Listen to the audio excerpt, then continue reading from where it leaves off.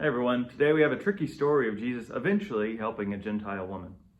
Jesus left that place and went to the region of Tyre. He didn't want anyone to know he had entered a house, but he couldn't hide. In fact, a woman whose young daughter was possessed by an unclean spirit heard about him right away. She came and fell at his feet. Now the woman was Gentile, a Syrophoenician by birth, and she begged Jesus to throw the demon out of her daughter.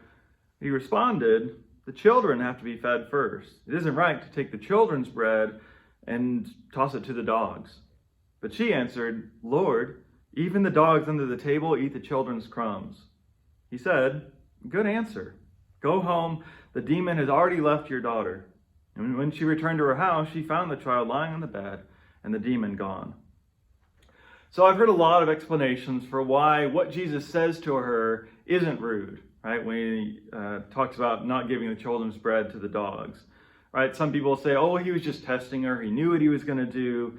Well, the text doesn't say that. And in fact, he seems kind of surprised by her answer. And that's why he changes his mind.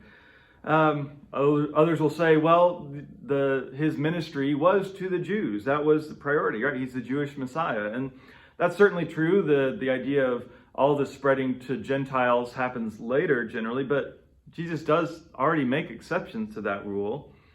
And then others will say that, well, when he says dogs, the word actually means like puppies, and puppies are cute. Who doesn't like that? That is true. That's the word he uses. But the comparison he's making between the children and even the puppies, that's still making her lesser. And it's also troubling because Jesus, what we just heard yesterday, said externals don't make someone unclean. But his initial reaction to her isn't based on her heart, it's based on her external Gentile status. I think the bigger question here is, are we comfortable with the idea of Jesus changing his mind after somebody challenges him?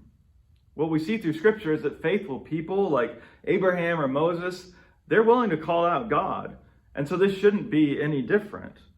I mean, Luke said at the beginning of his gospel that Jesus grew in wisdom. So why would that process stop? Well, what's more Christ-like and worthy of imitation? To already be right about everyone, or to be willing to learn from anyone? And what do we do when someone challenges our assumptions?